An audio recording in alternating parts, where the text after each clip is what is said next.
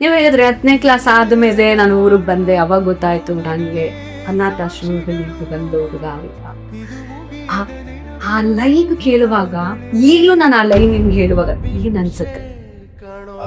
ಅನಾಥಾಶ್ರಮ ಅಂದ್ರೆ ಈಗ ಅನಾಥ ಅನಾಥ ಸೊ ನನಗೆ ಕೇಳಿದಾಗೆಲ್ಲ ನನ್ಗೆ ಹೊಡಿಯೋದು ಬೇಡ, ಆ ಪದ ಹೇಳ್ದಾಗ್ಲೇ ನಾನು ಹಿಡಿ ಬಿದ್ದೋಗ್ಬಿಟ್ಟಿರ್ತೀನಿ.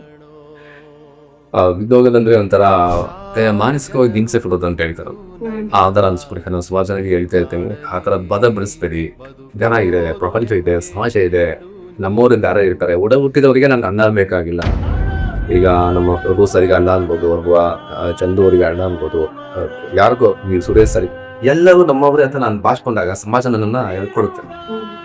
ದಯವಿಟ್ಟು ಯಾರು ನನಗೆ ಆ ಟೈಮಲ್ಲಿ ತರದಿದ್ರು ಇರಲಿ, ಬಟ್ ಯಾರಿಗೂ ಆ ಥರದವ್ರು ಇದ್ರೆ ಅವ್ರಿಗೆ ಮನಸ್ಸು ನೋಯಿಸ್ಬೇಡಿ. ಯಾಕಂದ್ರೆ ಆ ನೋವು ಅವ್ರಿಗೆ ಮಾತ್ರ ಗೊತ್ತಿರುತ್ತೆ. ಆ ಗೋಡೆ ಮಧ್ಯೆ ಅವ್ರಿದ್ದಾಗ ಅವ್ರು ಆಡಿದ್ದನ್ನ, ಕಂಡಿದ್ದನ್ನ, ನೋಡಿದ್ದನ್ನ ಎಲ್ಲ ಅವರು ನೆನಪಾಗುತ್ತೆ. ಆ ನೆನಪಾದಾಗ ಅದಕ್ಕೆ ನೀವು ಹೇಳ್ಬಿಟ್ಟು ಹೋಗ್ಬಿಡ್ತೀರಾ, ಅದ್ರ ಜೊತೆಗೆ ಅದಕ್ಕೆ ಅನುಭವಿಸೋ ನೋವು ನಮಗೆ ಮಾತ್ರ ಗೊತ್ತಿರುತ್ತೆ. ಹಾಗಾಗಿ ಅದನ್ನ ಯಾರಿಗೂ ಹೇಳ್ಬಾರ್ದು.